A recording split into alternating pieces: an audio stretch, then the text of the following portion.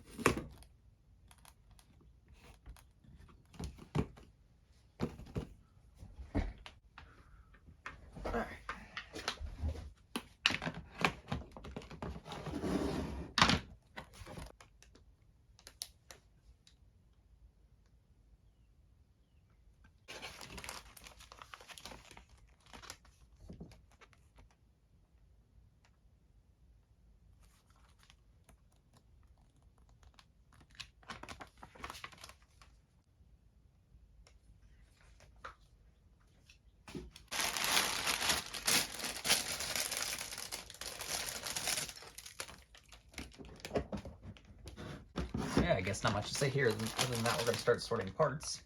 Got another separator. Got 2 of them here now in case I need them. It does have this. Wash this out. I just need to put another piece of food. Make sure there's not too much macaroni. Now we can sort.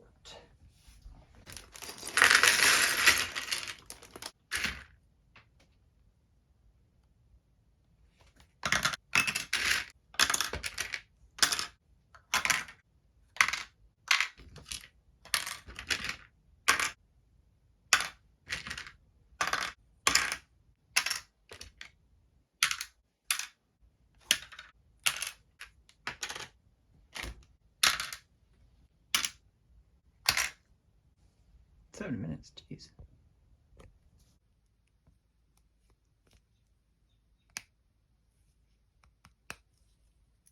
All right, so that's bag 1 done. That's a fun part of kind of a fun first part of the build. I like the piece choices used, and as I expected, there's a lot of Technic pin connections and Technic hinges and rods and stuff like that to make all the unique angles going on with this build. So yeah, let's move on to the second bag.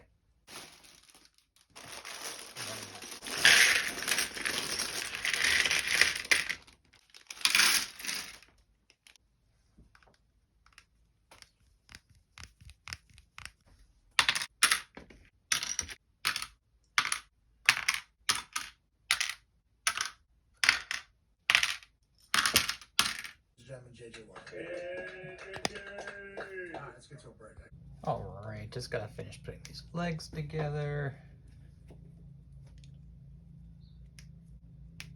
And then they go on here.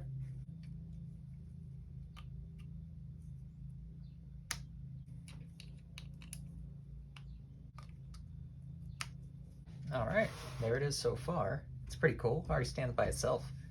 I like, yeah, the design aesthetic is so cool so far. The rounded edges, yeah, are turning out really nice on it. I like the look of the legs. Like, it's fine. Like that it uses just these traditional gray pieces, and the dark brown matches just the traditional dark brown of the Droideka that you'd expect to see, or that at least I'd expect to see. Um, yeah, it's pretty cool. And yeah, it even has like a triple hinge piece on the back of the neck, which is kind of like is a resemblant of the original Droidekas that you'd see with like the three arm pieces on them in the original like 2002 sets. Um, yeah, and I'm really like something else I didn't notice before is that the set does a really good job of not having any exposed like colored pieces. You see a lot of like exposed red or blue Technic pins, and I don't think this one really has that problem, at least not so far.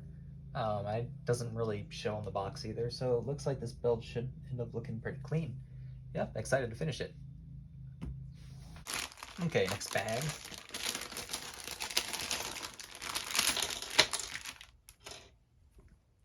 This one has some wires and stuff in it, it looks like.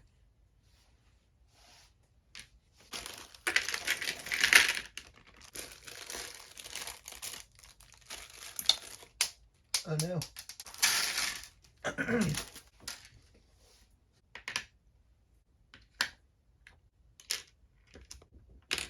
On to the building phase.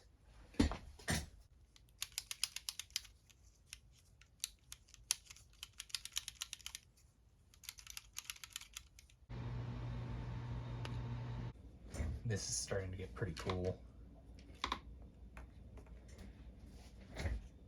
So let's see.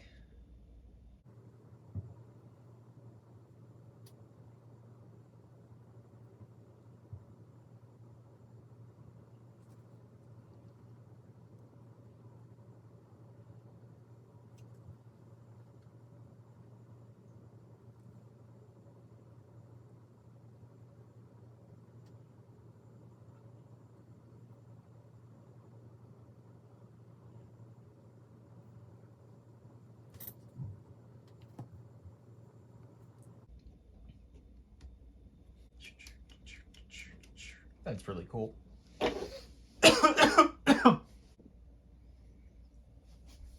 We have to open bag 4 to get the other blaster built. Alright, time to build the other cannon and the other plates, I guess. Attach this thing. Other panel. Oop. The other arm on there.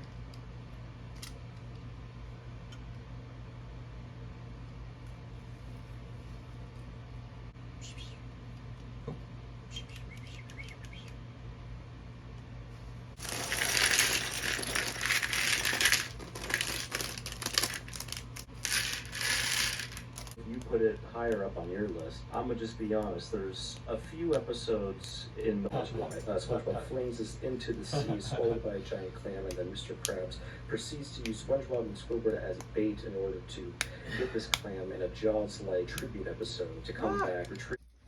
Okay, I've just encountered my first major problem with the set.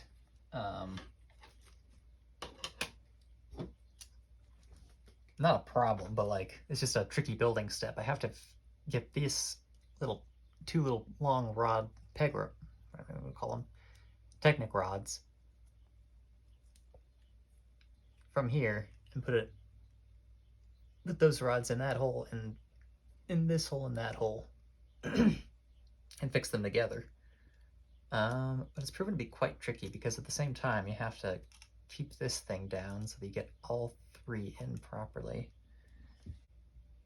And just getting it all to connect is proven to be kind of tricky. Otherwise, the build's gone very smoothly. The different elements of it are all coming together really nicely. The wiring looks really good. About to get to the last bag once I get this part fixed together.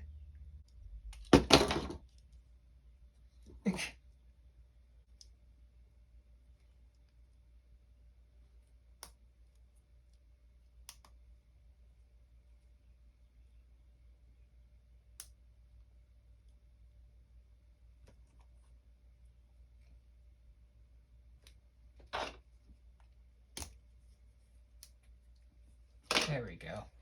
Use the brick separator to push the rods into the proper orientation to keep them straight. It's hard to keep them all straight toward their opposing end, to the opposing piece, all at the same time because they're at different angles to each other. Now it looks like it gets even trickier, but hopefully the rest of the build goes okay. Alright, moving on to the sixth and final bag. We just got the first part of the head on with the fifth bag. It looks quite nice. It was definitely probably the hardest part of the build so far, just because fitting all those Technic rods together was actually kind of tricky to fit the head together and then to get the head onto the torso. But overall, yeah, it turned out pretty good. The stickers turned out okay. I like the fins on the back, but yeah, we'll talk about it more at the end again. Yeah, let's go ahead and pop open the sixth bag. There's the 25th anniversary piece. Oh, interesting. There's a piece I've never seen here before. Looks like almost like a stick of a lipstick or something. Just like a little handle with what looks like lipstick. Interesting. I wonder how that'll come into play, but yeah. Final bag. Alright, so to review the building process, it was a lot of fun to build. A lot of cool, unique building strategies involving all the different Technic rods and hinges and stuff like that in order to create the unique and flexible shape of the Droideka. My main concern while building it was the articulation process, or just the transformation process. And it's actually relatively smooth to transform. All you have to do is essentially like curl it up and outward or inward if you go in the opposite direction. Curl the face up a bit, flip the legs back around, pull this part back up to make it standing straight. Okay. Put the arms down, put these rods back in place. They don't connect, these rods here on the arms just sit for aesthetic.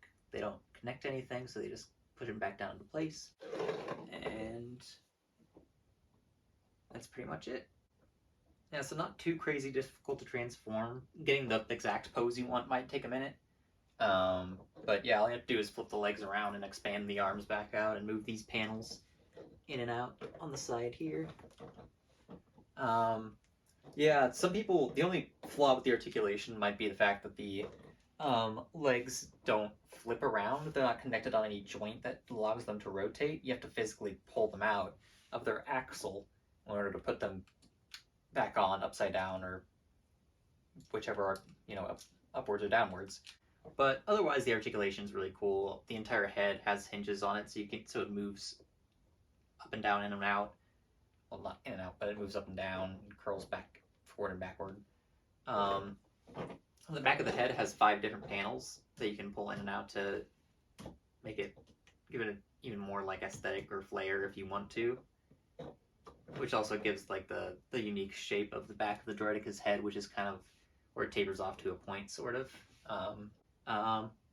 The blaster cannons are one of the other play features besides the articulation, which allows you to essentially just fire them in and out like you would see a Droideka do when they fire their cannons. They slightly move them in and out to show like the recoil and just the recoil of the blasters, I guess. I was also concerned how the ball form would stand up, but the bottom plate here of its butt essentially allows it to sit straight up and without falling over. So that is fairly convenient without diminishing the shape of the Droideka. For the eyes, this is one of the coolest parts of the build. I've never seen this piece before, but it appears to be some sort of lipstick piece that they used stick into the eye, and the bottom part also has red popping out, so it looks like a nice red glow of the eyeball for the Droideka. That's one of the cooler parts of this build. I think it really is very nicely true to form. Yeah, really great part choices here. I like the use of the lipstick. I like the use of all the different slopes. The legs are very simple, just more sloped pieces with a couple plates on some axle bricks and stuff like that. bricks with axle inputs, that is. So yeah, it kind of gets more complicated as you go through the build. Putting together like the last touches of like fitting the head onto the torso is probably the trickiest part of the build. The plate here, of course, commemorates the 25th anniversary and of Lego Star Wars and the Phantom Menace. Both pieces are printed on, which is very nice. It tells you the details about the Droideka, like the manufacturer and its affiliations, its weapons, its equipment, and its height and stuff like that. Over here is where the Droideka minifigure that comes with the set will go. We can see that on the box here. I haven't built that yet. I like to build my minifigures as part of the shorts that I do on this channel. So if you want to check out my shorts, I posted a bunch like a year ago that I never got around to continuing with. But I hope to start doing that now because I got a lot of minifigures saved up that I can start building from other sets and this Droideka and anything else I'd happen to find. Yeah, pretty satisfied. Yeah, with the build, the only other concern with any brown set is like the brown pieces. I guess there's always that brittle brown thing that people talk about, how the brown bricks and stuff like that are more prone to fracturing. But luckily, these small pieces they're not under too much stress, I don't think, and yeah, they're all relatively small, so they're not like long plates or bricks that might be more prone to cracking when like you force them onto a longer surface or something like that. Yeah, the only downside really to it, I guess, is the leg feature, which also makes it probably a little more bulky in its ball form than I would have expected. But it's still pretty nice. I forgot to mention as well that in the ball form, it actually details in the back of the building manual how to switch it to ball form, which is very nice because I need directions on how to do that without breaking it myself. I always appreciate stuff like that. Yeah, I really like they've done a lot. One thing I will say about Lego in general is that over the years they've done better about smoothing things out. Everything is nice and rounded, very smooth and less angular than it used to be, and we can see that when you look at like sets like the original Sith Infiltrator versus the ones that we have now, like the 2001 set or whatever. It's way more smoothed out. At the cost of having to use smaller pieces to accomplish that effect, and thereby having to pay more money for a dimensionally smaller build, which I think is unfortunate. But I do like that all the sets are true to form. But yes, that's my basic review of the Lego Droideka 25th anniversary set for the Phantom Menace. I'm gonna do obviously the reviews of the rest of the review videos for the rest of the sets that I got for May the 4th celebration 2024. And I also look forward to looking at some of the June sets that are coming out at the beginning of June, and also the ones that are coming in August and later this year. But yeah, that's about this one. That's about all for this Droideka set. Catch you guys in the next one. Check out my shorts. I hope to be posting some very soon. Check out the ones from last year if you're interested. Otherwise, yeah, thanks for watching.